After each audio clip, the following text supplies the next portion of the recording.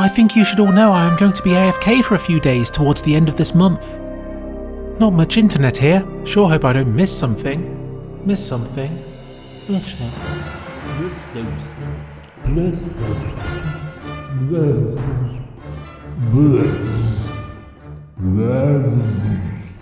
I know that a lot of you won't have access to Counter-Strike 2 just yet. I only got access today, so this is one of a few quick first impression videos that I'll be doing, simply to show you what the whole thing looks like. I don't think I ever thought or cared about what happened to the main menu with regards to Source 2, but it's the first big thing that you'll notice when you boot Counter-Strike 2 up, and is going to be a place that you spend a fair chunk of your time. So it's worth covering. Once you get access to Counter-Strike 2, then loading it up from Steam will present this menu from which you can select the new and limited version of your favourite game. Instead of the game loading to a black screen saying CSGO, it now shows a black screen saying Valve, and then displays a brief 2-second video introducing Counter-Strike 2. Yes, it looks a bit bugged right now on a 4K screen, but that's what beta tests are for, right? In my mind, the panorama overhaul the game got all those years ago was when I considered the main menu to be modernised, but even that was almost 5 years ago now, so perhaps it is about time it's remodernised again. Just as a reminder, the old menu was rubbish and not worth covering. Then, the old menu was very busy looking and was all 2D boxes and sections.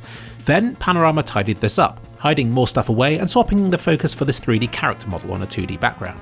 This new Source 2 menu goes further in this direction by hiding everything out of sight by default, and by dominating the screen with a 3D shot from the game itself.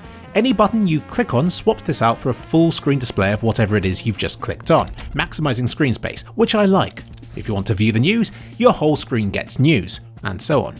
I would like for it to be made more obvious that you can scroll down some of these screens. Existing players will know that we can, but there's no visible scrolling bar down the side because our friends list hogs the right hand side of the screen where the scroll bar normally is and stuff. So I'd say to switch the friends list over to the left hand side of the screen and to have a visible and usable scroll bar on the right. You have the different subsections listed along the top, but on the scroll bar you could even have lines on it to indicate where different chapters start. You may think the most exciting thing about Source 2 would be the maps themselves, but since in this limited test version the only map available is Dust 2, and with that only being a Source 2 port of a Source 1 map, right now the biggest graphical change in this new version of Counter-Strike is likely on this screen of the in-game weapons and items. When you inspect music kits, previously they looked like some child's MP3 player, but now it looks more like the vinyls that they're displayed as elsewhere. And they're really high-res and shiny, like really shiny. And the gun models are a huge improvement too. Here's the old Deagle, and here's the new one. The poly count is greatly increased, the texture detail is also, and the sheen looks so much more like it should do now. Some would say this is too shiny, but not me. And since you've already forgotten how the old one looks, here it is again. Looks like CS 1.6, doesn't it? Guess I'll have to remake all my skin showcase videos. And the other improvement is that they can now be inspected from all different directions instead of just from a 360-degree spin around the side angles. I'd like it more if they could be rotated infinitely far in all ways, and then if they only gradually slow down once I stop flicking my mouse, just because I like that feature. And this is how the character model inspection screen compares. You can zoom in and out a lot faster than you could before, but you can't spin the character around, which makes me really sad. Big step backwards there. Or maybe Valve's just standing still. Because what we had previously in CSGO was much better.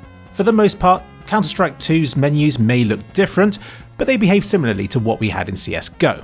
But there's one page that's really exciting, at least for me, and that's the Advanced Graphics menu.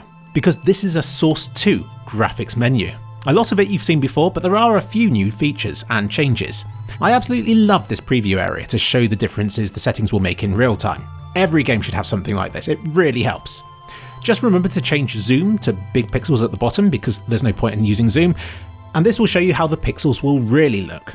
Let's begin the pixel peeping with some anti-aliasing. RIP FXAA, that was the rubbish kind of anti-aliasing that everybody hated. It blurred everything and it hasn't even worked properly for the last few years.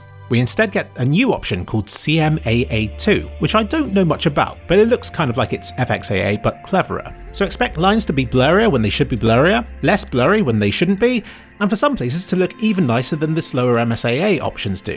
However, CMAA2 still fails to touch other bits quite as much, like around the edges of the plants and the sub-pixel lines, so MSAA is still the real deal for anti-aliasing. It's really strange that Source 2 still uses MSAA, which is hardly ever seen in modern games these days. But to summarise, MSAA is the proper good kind of anti-aliasing that may slow your frame rates down, and CMAA2 is the new fast kind of anti-aliasing that's sort of like FXAA but a bit better. But check this out, Counter-Strike now has upscaling. You know DLSS and how great that is? this is nowhere near as good. Its purpose will be mostly to improve your frame rates by running the game at a lower resolution without you having to set the game to a silly looking resolution. FSR should still make the game look better than if you just use the lower resolution instead, but even the highest quality setting of it will still show a noticeable drop in image quality. Stuff will just look a bit over-sharpened and blobby, but some of you may be into that sort of thing, so give it a go. It's just a shame that this game uses FSR 1, because the newer FSR 2 is a really good upscaler that I'd recommend everyone to use should the game eventually feature it. But still, it's great to see Valve using a universal option like FSR that everybody can use, as opposed to one that's locked to a particular type of graphics card. The game also features Nvidia Reflex, which should reduce the delay before your PC displays the latest image. AMD's equivalent technology would be AMD Anti-Lag. I loaded Counter-Strike 2 on an AMD graphics card, and I'm sorry to say that such a feature is not currently included.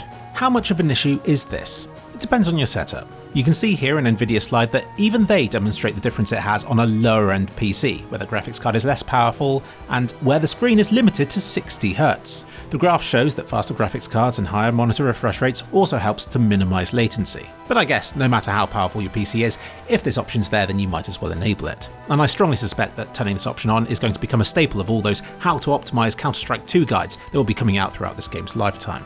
So moving to Source 2 obviously improves some things about the game's graphics, but most of the newly added graphics features seem to be catered towards budget systems, where users need just that little bit of extra help to hit a playable frame rate. As much as I want to, I'm not going to go too in depth about the graphics options in this video, but I will briefly cover a few other interesting things I noticed. When set to zoom mode, which is the pointless one, the shadows bug out. Valve, please fix. Also, lower particle settings makes this black smoke easier to see through, suggesting that you have an advantage. Again, Valve, please fix. Although, in practice, I found it didn't make any difference what you set your particle setting to, since there's nowhere on Dust 2 where such a smokestack appears for real. So it could just be that this smokestack here on the graphics menu is only here to demonstrate what difference it could make. But what a way to make people choose low settings, believing it gives them an advantage where it probably doesn't. If higher settings does lead to thicker plumes of smoke, then I hope such changes are only visible above or beyond the playable space where it won't directly affect gameplay, though I'm sure Valve knows this well by now already. And the shadows option is interesting because setting it to low appears to disable most shadows, which is something that even CSGO didn't dare do. What I mean by disable is that it turns off the real-time lighting on all but a few things, falling back on static, pre-calculated shadows instead. Sort of like earlier Counter-Strike games used to. You can see here what CSGO would have looked like without its real-time shadows. Yuck. So this means the lowest shadow setting in CS2 might be even less demanding on PCs than CSGO's lowest shadow settings were. And yet CS2's still look better. I'd argue that these static shadows often look more realistic than even CS2's higher shadow settings do.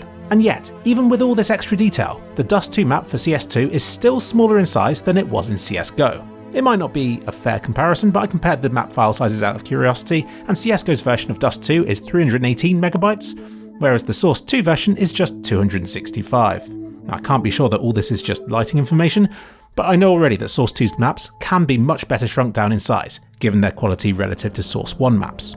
Oh, what's that, you don't care? I'll move on. In fact, that's it.